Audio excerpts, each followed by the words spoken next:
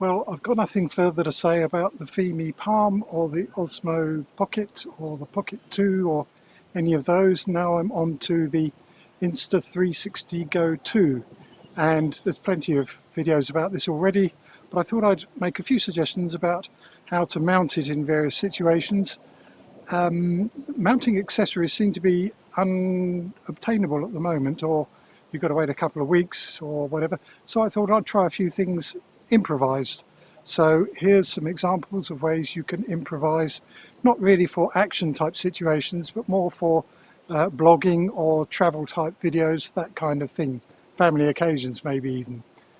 Okay, now the first one is how to mount the Go 2 directly to your phone. That's pretty easy, in fact. Let me show you. Now this requires very little explanation. All I've done is stick the supplied holder to the back of the phone, which has one of those clear plastic covers that came with the phone, and the holder thing sticks to it very easily, and it looks like this.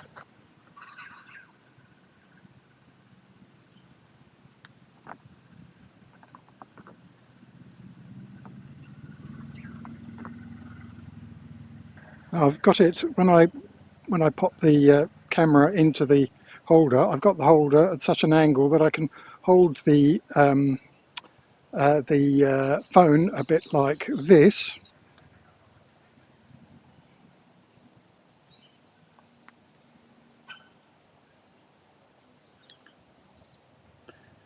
So the phone's at a comfortable angle for looking at, but it's not that obvious you're doing a video. But this is the end result once the thing is mounted.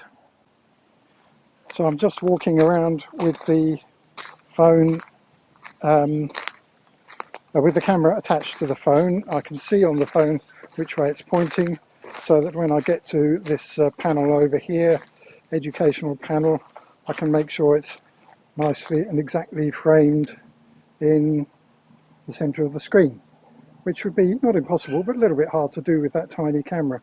This is the thing, that the camera is almost too small for its own good in some situations.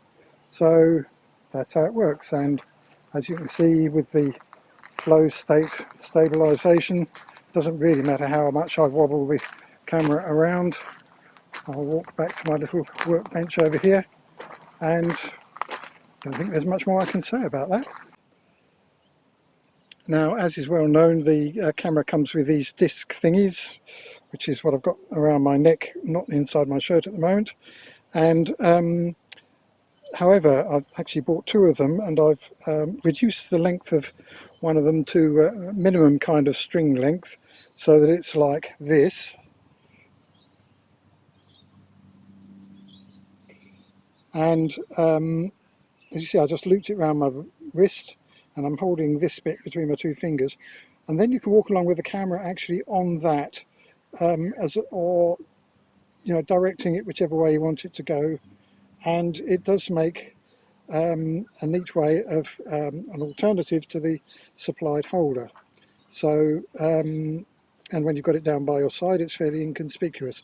I haven't actually got the camera on it at the moment because I'm holding the camera in my other hand, but I'll put it on and you can see how that looks.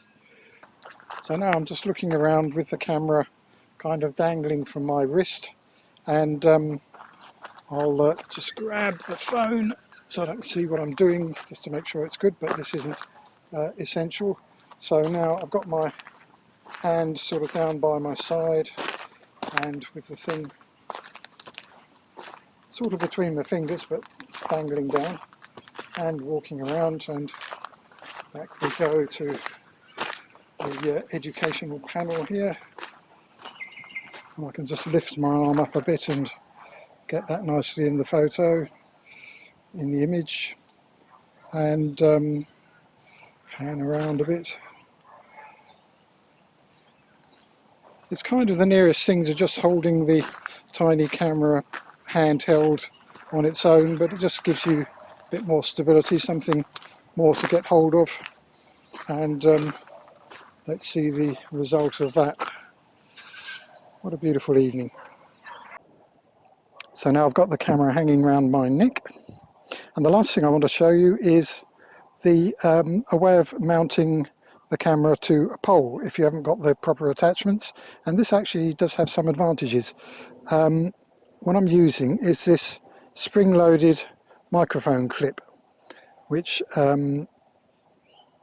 it's got the jaws like that, and what you can then do is trying to rotate it every way so you can see how it looks.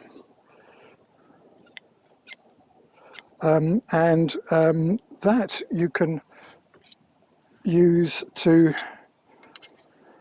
mount the little white holder thing remarkably securely. Let's twist it round so that it would be at a good angle. Okay, so that's in there good and tight. It is actually possible to clip the little camera directly into the mic clip, but it just gives a bit more flexibility to have the supplied holder thing. And so I'm now getting a selfie stick, the official Insta360 one, but anyone will do. Screw that on the end. I did have to get an adapter, go from a standard microphone thread to a photo thread, but so that's now on there, and in fact you can sort of loop the string around like that, so if anything happened it would probably hang from the loop rather than get lost. And then of course you just clip the camera in there, and in fact at the other end I've got a clip for mounting the phone into, so you can have the phone in there. No, remember that it's got to be upright, so it's got to be a suitable phone holder for that purpose. It's one that looks like that. Don't ask me where I got it from, but they're pretty common enough to find. And that swivels around so that the phone can be up and down in the holder. And now you've got a selfie stick which can be extended quite a long way, and you can see what you're doing at the camera on the bottom.